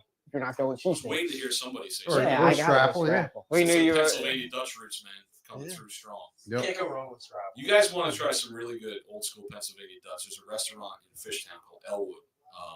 The chef there, Adam Diltz, good friend of mine. He comes in and proctors my state testing every year for my kids, my seniors. Dyed in the wool, hardcore food history guy, Pennsylvania Dutch cuisine, the way Oh, it was wow. made back in 1600s, 1700s. Really, really good food, and he is true to his art form. So, if you're ever Fishtown? looking for a taste of that, What he street's it makes on? his own scrapple. He's right on Frankfurt Avenue, Oh, okay. right across from. Oh, come on, what's the name of that place? Not French. It's the other thing. You ever see it in your travels down I'm there? gonna look it I up. don't think I have. Is it near the barcade? Is it near Yeah, it's down like Frankfurt Avenue or Frankfurt and Gerard? I was gonna say, is it near like the Oh, yeah. casino That's down where there? the main Yeah. restaurant strip is. Poi, by the way, is mashed taro root. They mash it into a paste, and you eat it with the roast pork. Yeah, I don't know in terms of Philadelphia. I mean, maybe water ice, but tasty cakes. Tasty cakes. Yeah, tasty I mean, cakes. get some nice Italian food in Philly. Oh yeah, Yeah, that is true. Yeah. Hit the Italian down market. at Ralph's, or yeah, if you want to go buy it. Well, like fresh. Snuff says, you can just cut it. You Little don't Snuff. even need to. What's it? The veal? The veal The they saloon, right? That was his number one spot in Yeah, Philly, the saloon. Yeah. I remember my parents used to go there all the time. That was their spot to go. Yeah, I don't. Nate, Yes. favorite city that you visited and food? Favorite city? Well, probably Vegas. Vegas. And what food? Las Vegas. The steak. A Japanese A5 steak. Oh, Wagyu. That was good too. Alright. Yeah. Jess got that. That didn't even hit the grill, right? They just hold it over the grill. It just sniffs the grill. Wow. One of the most expensive foods I ever ate, speaking of steaks, was a high-end cheesesteak over at Barclay Prime. Yeah. They were Yeah. Oh, the cheesesteak cheesesteak with the adventure duck. guy, Yeah, you know, yeah, that yeah, guy? truffle yeah. and Yep. It's. Pate We and shared it with truffle. like 4 people. It's You're good. supposed to get a bottle of champagne with it. Yeah. And It's we got to taste it, and he cut it into 6 pieces. right. But they didn't give us any champagne. So the guy, the cheesesteak adventure guy, Jim Pappas, goes, well, I'm going to take points off right away because you didn't give me champagne. And the guy rolled his eyes so hard, I could have sworn I heard him rolling his head. Did you think it was good? Cheesesteak. I kind of liked it It's for different. a high-end cheesesteak, but, me. I'd rather have I an like Angelo. Skinny Joey's. Yeah. Right? I like the backyard place where the guys make. Yeah, I haven't okay? had those. Have you? I I had try to. to keep getting on the list, and I keep. He had a losing out. VIP dinner the other night, but it was. Sold out. It's on the list. Yeah. Yeah. Wait, so Alright, you so think what's your- Skinny? See, I've been trying to tell them Skinny Joe's. Skinny Joe's is good. Jim's was the first place I ever had a steak when the first time I came to Philly. Skinny Wait, And they Joe's. said, Which they one? said, I said, well, we're going to Pat's or Gino's. Like, we're not going there. No. We're not going. Have you had Why not? Angelo's? I've had Angelo's. I love. Do you think it's Angelo's. better than Skinny's? I like Angelo's better than Skinny's. Yeah, it's Ah, close. But I agree. No, I But agree. I had the first steak I ever had in Philly was Jim's. That place holds a Jim's spot. was good. Especially Jim's was after good. the fire, I try to go there and Yeah. give him a lot of business. And then D'Alessandro's is also very good. Mm, But yeah, so Angelo's, I'm D'Alessandro's, chubby. Joey's, Jim's. I'm chubby. You like Chubby's? Yeah. I like either of What do you feel them. about Sonny's? I haven't had some. It's been a while, but that was one of the first ones I've had. Cafe Carmel. Yeah, I was just going to say Cafe Carmel. Sonny's. Yeah, Sonny's down in Old City. He's right across from the Fillmore. So Chef Adam Okay. Hill's Elwood Restaurant, Oh, Frankfurt Avenue, wow. right underneath almost the. Yeah, Delaware how could you guys Expressway. forget Cafe Carmel? They're good. They're good. I've Luke and Kelly's. Chef I Adam. I Thank you, was sir. told Stella's. No, Frank No. swears that Stella's is the same as Angelo's. wrong. The one right no, The one I I had down it. at Home Circle. dude. So it's the same people. Home Circle Stella's. Yeah. Oh, because there's a Stella's on like the Bustleton too. No. Or no. Stole- You're thinking Stoley's. Oh, Stella's is all right. We had it at work. It's Nah. okay. Frank was telling It's not me better than It's Angelo's. as good as Angelo's. No, it's not. You see, We're gonna have to try. We'll get it. It's an We'll have to try. oversaturated market. It is, and everybody does the same. And thing. everybody- that's what they said, Everyone's yeah. doing seeded rolls and Seeded- quarter cheese. yeah. good ribeye, Yes. super sharp, Yeah. and cedar roll. It's Right. kind of I'm it not- depends on how you chop the onions. I'm You like a skinny onion, like a No, chunky but onion. Can I have an onion debate with y'all right now? Yes, Can let's we do get it. into this? Okay, I was raised in New York, upstate New York. I came down to God's country down here, where I still live. Okay. Yes, God smiles on the city of Philadelphia. I was going to firmly say, believe that. Absolutely. Can't There's be a reason talking about Grant South Street. Jersey. Sorry. I'm talking about Philly. A little bit of South Jersey. You know, we get a little glitz and glam. It comes over the bridge and it just brightens our day over here. Okay, or not, depending on how you feel about it. But when I was up in the New York area, when we would saute onions for a burger or for even a cheesesteak, and obviously we were making it wrong up there because you can't have a real Philly cheesesteak unless you get the bread and everything you say. The onions had to be well done. Okay, now when I come to Philly, nobody will do that, but I started to learn that you're not going to get them that way because they're churning out so many steaks, they don't have time to wait for caramelized onions. Some places will have them caramelized a little bit darker, but I can't stand when you get a steak and the onion is barely cooked in the steak. Yeah, I don't want to That raw. drives me insane. Oh yeah, when they just kind of Yeah. like put it on the top, like topping. When Yeah, I agree. literally, like, if I order steak from a takeout place here in South Jersey, if I'm not going to make it myself at the house, I will leave the onions off when they're making it. I have my own caramelized onions I keep in the fridge at home, and I'll just fire them up with a little clarified butter and put them over the steak because I like my onions well done. But I had to learn. They're not going to be dark. Yeah. Yeah. You know, you're going to get the ones that are half cooked, that are kind of translucent, that are chopped into the meat. But shout out to my dad because he will shut down a diner waiting for them to make his onions. And it's happened to us a couple times. The old Starview Diner on Route 30. He shut down that whole place. He was yelling at the waitress. He's like, "You don't know how to cook onions down here. You cook them until they're dark brown. They taste better. It makes the meal." And he just kept yelling, "It makes the meal." It's like a Seinfeld. I was going to say, sounds like George Costanza. Yeah. Frank It Costanza. sounds like Frank Yeah, Costanza. But he instilled in me that love of caramelized onions. So I had to, like, nobody knows how to cook onions. Like, that was my first 5 years I was in Philly. I was like adamant about it. Everybody's like, somebody's going to knock you down in the parking lot. Yeah, you got some places that do pretty much just chop them, throw them on the Yeah, grill, and then yeah. throw them right in. Like Right. they don't give Or any they- love or to them. they're like, They Get them don't warm. season them. Not because most of your seasoning's in the meat, and it's about the meat, and the onions are like ballast to like keep the shape in Give the you a little roll. something. I can't stand when you pay a decent price for a steak and there's like barely any meat in the roll. Everybody's yelling about. Oh, Pastor that's Gino. I don't wanna give Steve's. enough That's love. Steve's. No. Steve's is a I bad don't steak. want to badmouth any. Steve's is a bad Larry's- steak. I'll bad Larry's myth. was like that when I went to Larry's. You didn't think it was good? Oh, it was home of the 54th Street? yeah. Kobe. Home of the belly filler. home of the belly fillers. Didn't fill We your go belly? there, and it was a cheesesteak, but it was so much bread. Yeah. And I was like, this is not what I wanted. You Yeah, know, Well, they should scoop out the roll if they're going to give you less meat. yeah, exactly. That's something I had to do a lot at the Birds whenever we were hooking up steaks. Everybody wanted their roll scooped out. You guys do scooped out or no? No. The full thing. No. But it does, Depends on what they're I doing know at the people that spot. scoop out a bagel. You do. How do you scoop out a bag? Yeah, Why heck, would you do that? Scoop out the Who? bagel. So they can fill it with cream They're cheese and psychos. sandwiches. Yeah. They're So they psycho. just want the crust. They don't want Goddamn Yeah, savages! They just want that toasty bread. I guess. And you guys always go Cedar Roll? Cedar Oh, versus unsweetened? usually. If I have the option, It yeah. doesn't- yeah. It I don't doesn't know. I have to mean, be. it doesn't The have to be. toasted sesame seed adds so much to it. Yeah. It doesn't have to be, but if you have it, If you have the option, I I was take it. gonna Yep. say, yeah, shut up, Mom makes a good cheese. She does make a good. You made a cheesesteak. good one last year Thank you. on the Blackstone. yeah, the Blackstone, and you browned them too, didn't you? Yeah, they were good. Back to the onion thing. They were Yeah. really What good. I like to do now when I'm caramelizing my onion, a touch of the burger, a touch of the there whiskey you go. with the butter. Yeah. Shout out to When are you Jay making for us whiskey and cheesesteaks? onions. Yeah, when are You you want gonna some do that? cheesesteaks? I can make some cheesesteaks. Yeah, I'll all right. Do put that, some man. cheesesteaks. Get your- What, you got a Blackstone? And the Blackstone. Yep. I gotta hook some of those up. So I got a Blackstone. I love doing breakfast on that thing. Breakfast Yeah, I is did the that best. last one. Maybe we should have weekend. chef a little cheesesteak battle between the Yeah. three of Uh-oh. us. And Uh-oh. we'll judge. You can even do breakfast cheesesteaks, man. Well, no, it'll be a competition for second. Oh, Because so yeah. It'll- just yeah. automatically gonna But give maybe me we'll put you tops. up against Skinny You Joe's. guys want to eat the Yo, I got real house. deal caramelized onions on your steak? I'll I make got you home believe field. it. I got home field advantage. But do you put the mayo? No. No. On what? When on a cheesesteak. No. When I got here, I got told by some people that were showing me around the town. So you put mayo? You gotta put mayo on the bun. No. And the cheese. Oh wait, and are then you? the steak. Is No. the mayo then toast the bun? Is that the No. concept? Or That was Jalen Nah. Hurts did that. He Uh, talked no. about that mayo. I've Put done. mayo No. on it. Nah. It's supposed to just make it a Who little told That would you be this something Nate would garbage? do. These were people. You want mayo and a They don't cheesesteak? even live in Philly anymore, so maybe I should Yeah, stop exactly. referring to them as Exactly. mayo. I'm Were they trying to throw you- native throw Philly? you Moved out. out to Lincoln. Throw I you grew up under the born and bus. raised in Philly. No. Born and raised in North Philly. They told me you gotta have mayo on your cheesesteak. No. I've done mayo for the grilled cheese Yes. instead Yeah, of on the butter. outside, Yeah. So that's what I say. When they just like toasting the bun a bit and then putting the I've cheese done on. it. I've flavored mayo and I've done it on the outside of a ribeye before I seared it on a hot pan.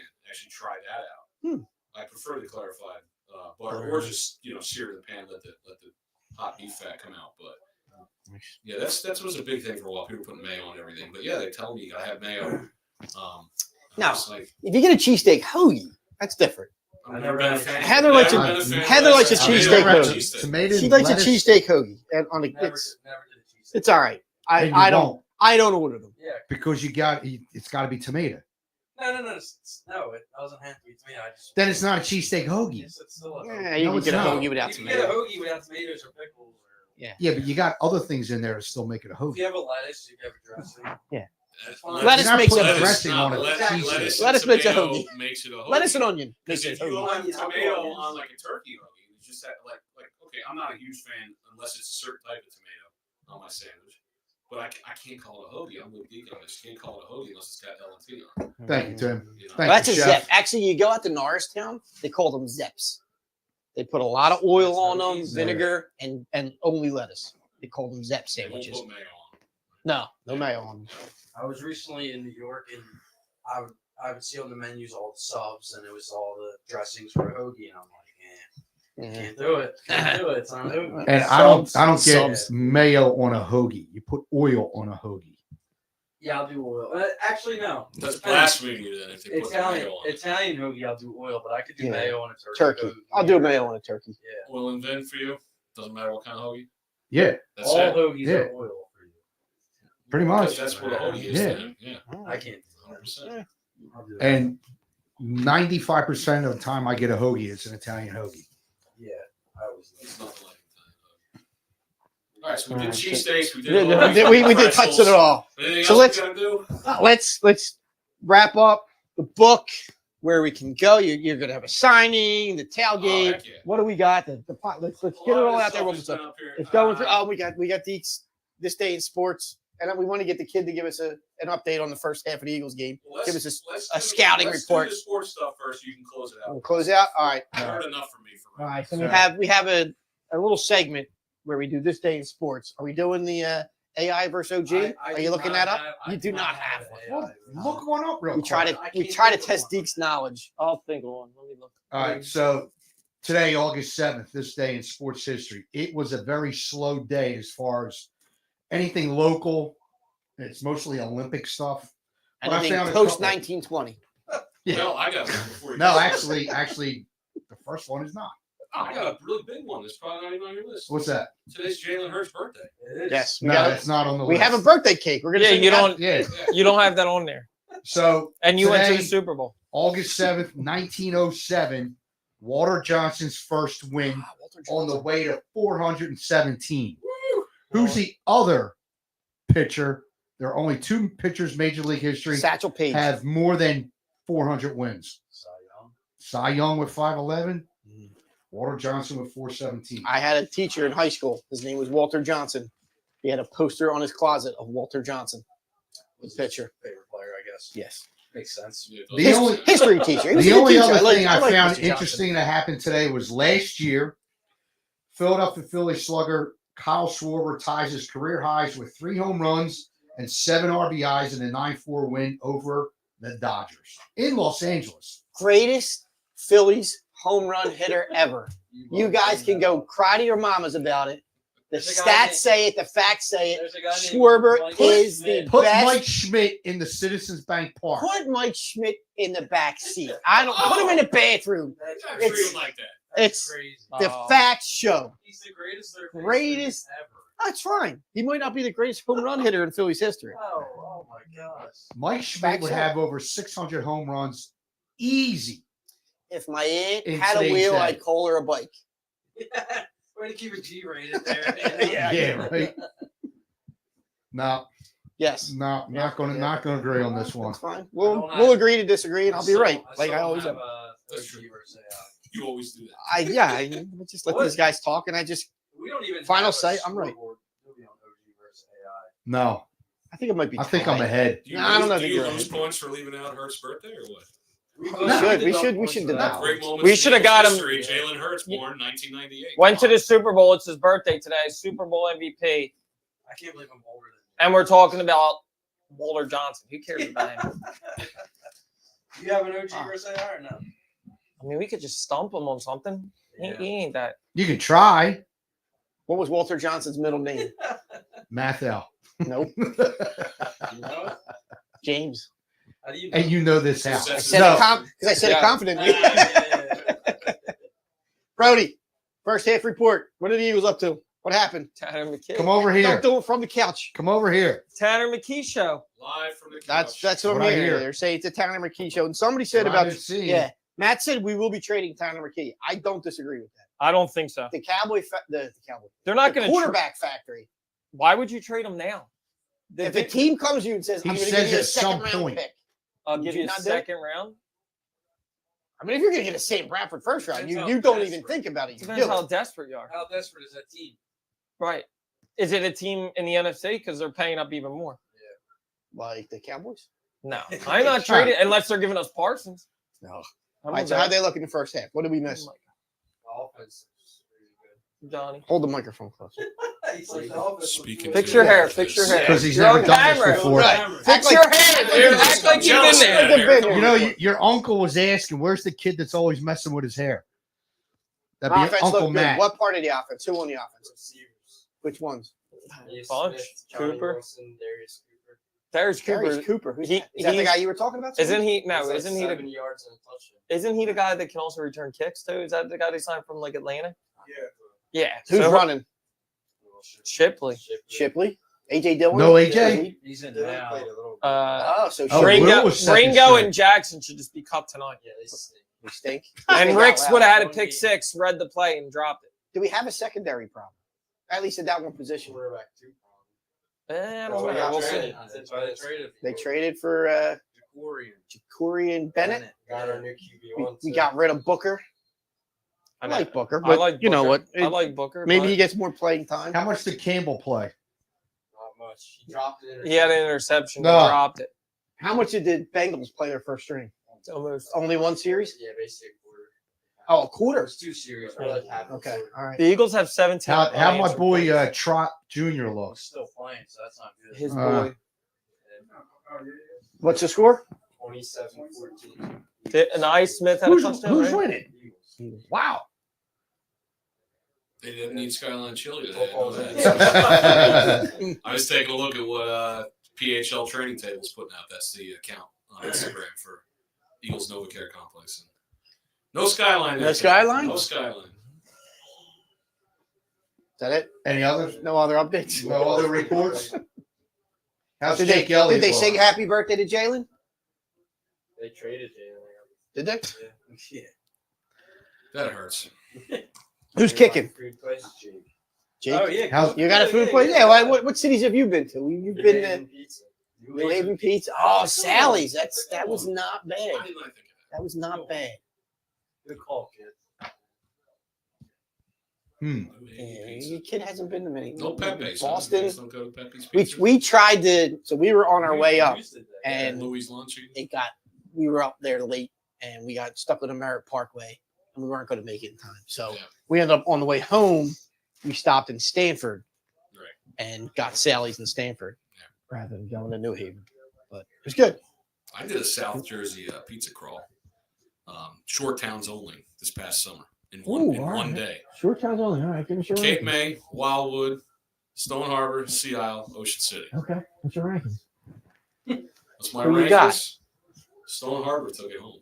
Who? 7 Mile Pies in Stone Harbor was the What? best, and we were allowed to do 2 bites, one of the end crust, one of the point on the pizza, and only cheese pizza, no toppings. Okay. All right, Brody and I are in. Freaking incredible. I'm actually going to go down there tomorrow to have it because I've been jonesing for it. Because I went to Florida. There's no good pizza in Florida. There's no good pizza in Scotland. So where are you? So- Where are you going? Stone Harbor, New Jersey, 7 Mile Pies. There's a lot of good pizzerias my in the cousins. other towns, but that one gave us the What's your tops. best? That's your best shore pie. That's my best short pie in those towns. Over Sam. Have you tried Sam's? Where is Sam's? Wildwood. We hit a couple other ones. We went by like top rated pizza places on this like pizza website through a That's Facebook crazy. group. If Sam's wasn't on And there. Sam's was on there, but they were like 4th or 5th down. Ooh. From these other Oh, where'd you ones. go to? Max. XO. We Max. went to EXO. XO I heard went is to good, Max. But like for quintessential pizza Poppies. that was the best, it was still that one in Stone Harbor just blew them out of the All water. right. And I I'll used to have be to try a Mac and Mango's guy from back in the day. I'd like to know the other ones you tried in How about, Wildwood. Not Uh, anymore. Not anymore. Cape What- May. Where'd you try in Cape May? Cape May was a place called Roma's, and it was really good, but it was kind of like pizza I had like when I was Was it in in high the school. It wasn't in the mall. It was actually outside of the Commons area, maybe about like a quarter mile outside of that main Washington Street area, in a small little what do you call it? Little strip mall. Okay. But they were like top rated down in Cape May. Hmm. But yeah, just shout out to 7 Mile Pies because we're gonna be there tomorrow. All right. Incredible. Keep that in mind. You know, just for a basic slice. You know, I wasn't trying to take anything from Barstool or anything. That guy. I want to meet that guy because I think he's Dave? awesome when he does. Yeah, Dave Portnoy. That's- Yep. We I'm tried. looking to try We to tried talk spots to in him- talk to Boston. him about the book, but Yeah. Yeah, reach out to him. Definitely. I Worst got a he- publicist now. Worst he can Yeah, say is right? no. Yeah. Yeah, the worst he could say is no. That's right. I mean, But that was fun. He's man. best friends with Bo Allen now, so maybe. Oh, there you go. We're talking about doing a taco crawl in Philly and trying to find the best tacos. We've said that. We've said forget cheesesteaks, forget pizzas. Let's do tacos. I love tacos. Probably my favorite. food. No, I'm just. There's a good taco pretzels. place in Cape May. Yeah, there is. The pork belly taco. Yeah. Oh yeah, they're good. Fantastic. You want the cake? Yeah. Well, you want to sing happy birthday to Jalen? No, I was just gonna have pretzel, and I looked at it. I'm not getting up Hurts again. cake. You got an OG question? All right. Gotta use your brain a bit. Who's got to use their brain? Yeah. Come on, shake it around. Let's go. Rank these 4 Eagles in franchise receptions for most abuse. Westbrook, Selleck, Ejax, Ertz.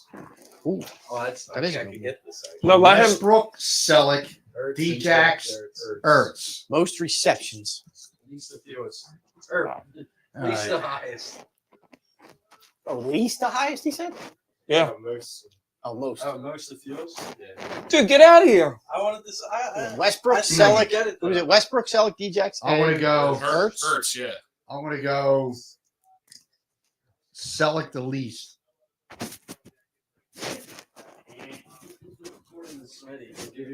No, I'm cheering Thank- for Barkley. Then I'm gonna go least to most. I'm gonna go Selleck, Eh, Westbrook, eh.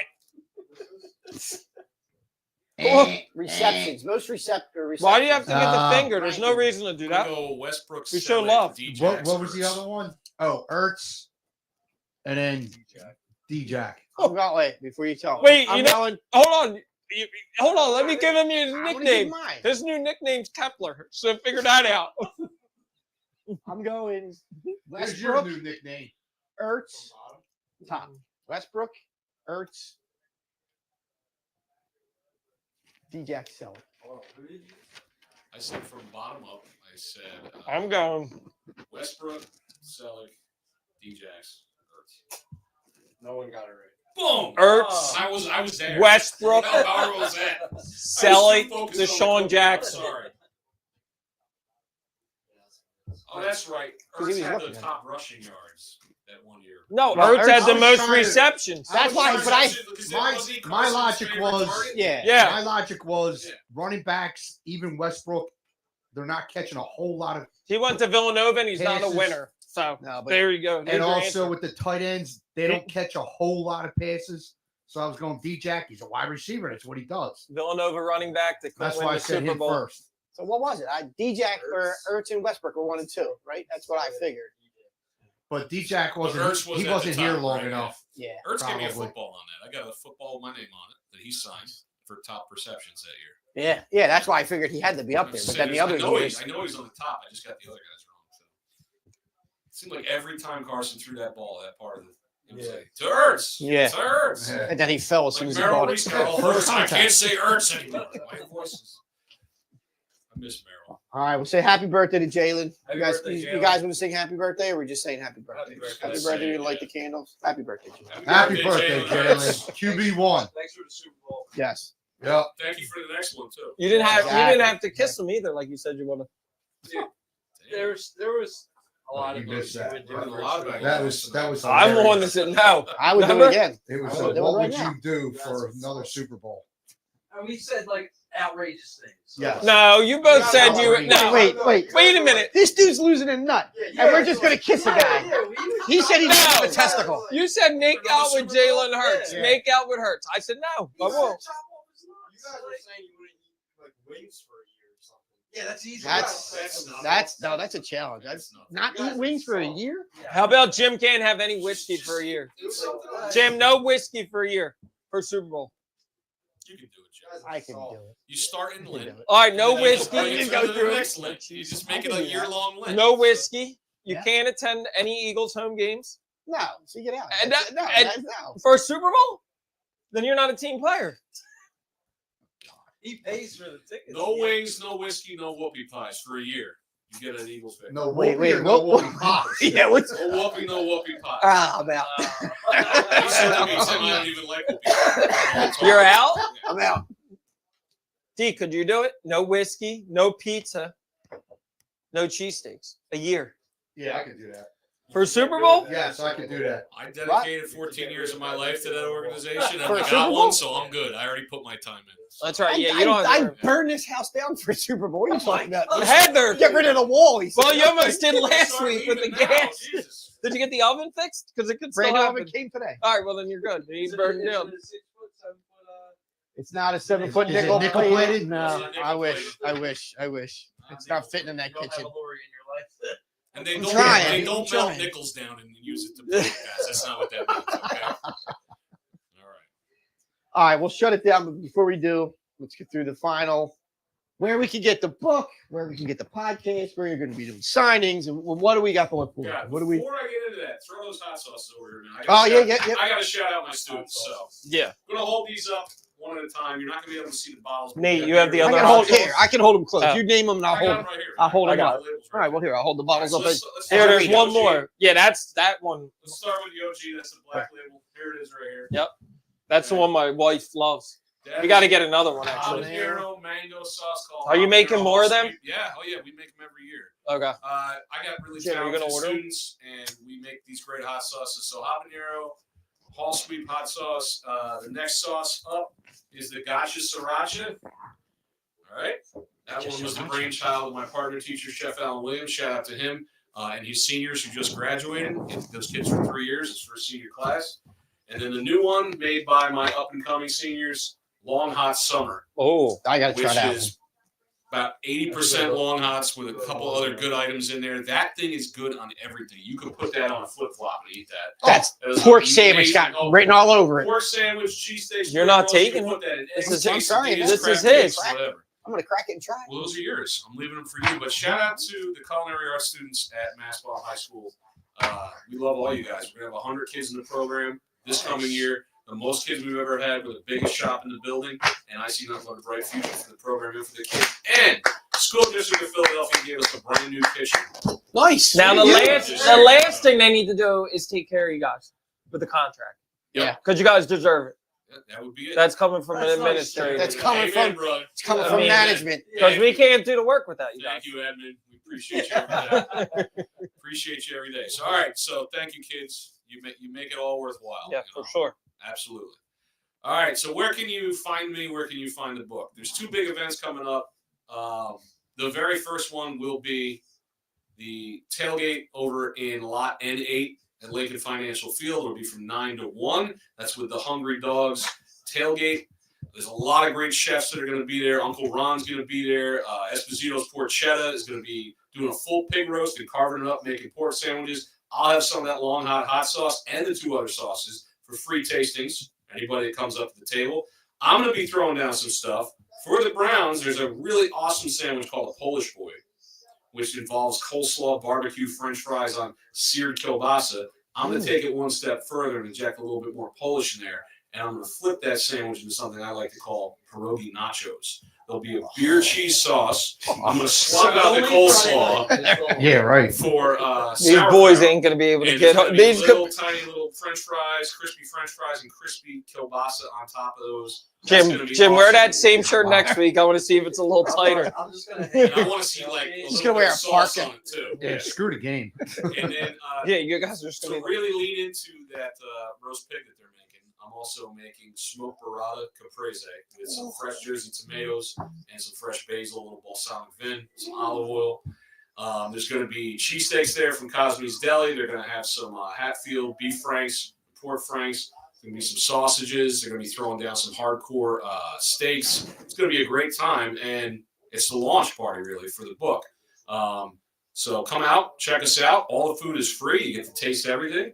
Talk to me about the book. Free, it's for me. They're giving away copies of the book. They're also You're gonna- giving it away? Yeah, they're going to give away some copies. I don't know what they're going to do. My publicist is handling that. Wow. So don't come up to me and try to like, yo, We'll just take a time out. What? How weird does it feel to say my publicist? Since I got paid, not that weird. Before I got paid, dude, I thought I was getting punked until the money landed in my account. I thought for sure, but no, it's real. It's there. It happens. Nice. You know? It's gone. It feels good to say. It feels good to say my publicist, my media rep. So That's she's going to be there, and they have a $100 Rally House gift card that they're going to raffle off at this thing. And also, Probably get a a t-shirt. cool idea we came up with together. Some of the recipes for our opponents in the NFC East are featured on football cards. So you remember football cards, it's going to be, the team's featured, and you flip it over, and there's going to be a little shot of the recipe and Nice. some history about the food just to promote it. So that is the 16th from 9 to 1 before the Eagles game against the Browns. The game's at 1 o'clock, and that's in N8 in the Lincoln Financial Tailgate lots over there. And then on the 28th, the book drops on the 26th. So anybody who pre-ordered it, you can get it at barnesandnoble.com, amazon.com. But it'll be coming out on the 26th. But the 28th is a special night because I get to go to Binding Agents Cookbook store in the Italian market. It's right across from the Bruno Brothers. And I get to sit down and I'm going to get interviewed where I'll do stuff just like this. But in a cookbook setting, I think if you buy it, it's like a $12 ticket to get in. You can pay a little bit more and get a copy of the book signed while you're there. That's an event that's going to take place between 6:30 and 8:30 on Thursday, August 28th. So come down and check that out down in the Italian market. I never need an excuse to go down there, but if you need one, come and check me out and then grab some good grub down there while you're down there. And then, luckily, with Hungry Dogs, they've invited me to come back throughout the season. So I might be featuring a lot of regional recipes from other teams throughout the season at the tailgate at the same lot. Certain times, I just got to let them know if I want to come out. But yeah, there'll be little events here and there. We're going to promote this thing all through the whole football season. It's not just going to be like a launch party in preseason. So Cool. Yeah, we'll And then- share all these details for our Yeah. Facebooks and all our socials. We'll make sure to share them so people have the details. But yeah, and then I am working very hard in my head and on paper on the second book, which is going to be Desserts of the NFL. I don't have a name for it yet. We'll brainstorm. We'll brainstorm We'll it up. brainstorm off the But air. a lot of people that I talked to said, well, you didn't get like a peach cobbler for Georgia or anything. And I'm like, we're looking at appetizers and entrees, so desserts have to be coming. What would be the There Philly? are NFL What would be the desserts. Philly dessert? Water ice. Stocks pound cake. See, that's the heat of debate. And I'm gonna have to make some decisions. You guys can help me make them. So anybody who's interested, that's Dessert. checking out. We have to Sam's come up with a good Desserts. title. If you have ideas 2-point of what conversion. you want to see in the dessert cookbook, Yeah. shoot some stuff to Overtime. Jim and Deke, or you can send it to me on my Instagram, Chef Tim. Overtime. Dinner overtime. So, Lots Going of into exciting overtime, stuff going desserts. yeah. More than I've ever done before. I got to balance a teaching career with this thing. Yeah. I was cool doing it while I was cooking at the Birds because I just, Yeah. now it's like you still got to teach full time and to promote a book. So, but my school's behind me 110%. Cool. They're like, we got a celebrity. And I'm like, no, don't make my head any bigger. Or I'll fill you the door. So, Very cool. That's awesome. yeah, it's Very awesome. Yeah, man. Yeah, it was great having you back. Thank Tim. you. Yeah. Always You great guys having have you been way back. too long. We'll make sure Yeah, we you're get this always happen welcome more back. Thank you. more often. I might take you up on that official chef of the podcast. We'll see. You already are. Yeah, I mean, Is that how that works? other than me. I've never made you that Santa Sammy, so that's my new thing. Nah, the Next Santa time I Sammy, come we back, always I'm talk going to about design that. a sandwich just for you guys. We did do the scrapple pizza. Yes, we There did. you go. We do the Scrapple scrapple pizza. That's not a sandwich. That's not a sandwich. Nope. Definitely going to be True. some hot dogs on it. I know he loves a hot dog sandwich. So. He loves a good wiener. No such thing. Well played. Well, Thanks, Tim. All right, folks. Well, thanks for hanging out with us again on another episode here. Happy birthday, Jalen. Happy birthday, Jalen. Preseason started tonight. It means the season started. We're gonna start rolling this out.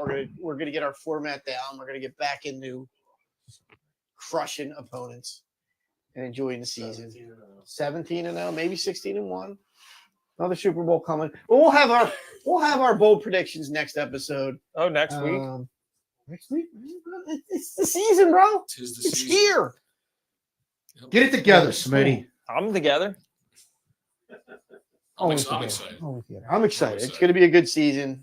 I'm feeling MVP. 53-man roster I'm feeling predictions are MVP. due We'll next do it. week. Say this. I Uh-oh. don't think I've ever been more excited for a preseason game than I am for Next week? Yeah, I will right. say that. Who's playing? I don't know. And it's got nothing to do with the game. No. I Got just know nothing to we're do with going the to game. eat before the game. Yes. I'll be eating all day. And then we're going to. Are you going into the game or are you just in the? All depends on what happens, but Probably not. I got other like family obligations I got to do. But I'll be there between 9 and 1, and then if somebody wants to take me in with one of their entourages into the field, I'll be happy to do that. We'll see. So From like lunchtime on Friday, I will not be eating. Probably good. Yeah. Probably smart. Okay, we'll You gotta see. See, I got my fantasy draft Friday night. Oh, Oh, It's gonna be rough. yeah, it it's going to is. be up Yeah. late. and you're gonna I have am to- gonna But be that up could late. be good. Brody, you might have to drive home. You could have the hangover.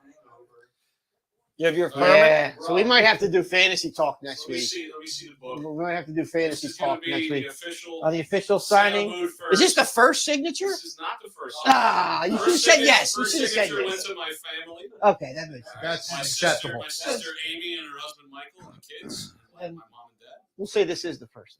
So Family do doesn't you count. want it comic book style on the front, or do you want it like actual book style on the inside cover, like Like to official. Jim and Deke, have a great summer, Chef Tim.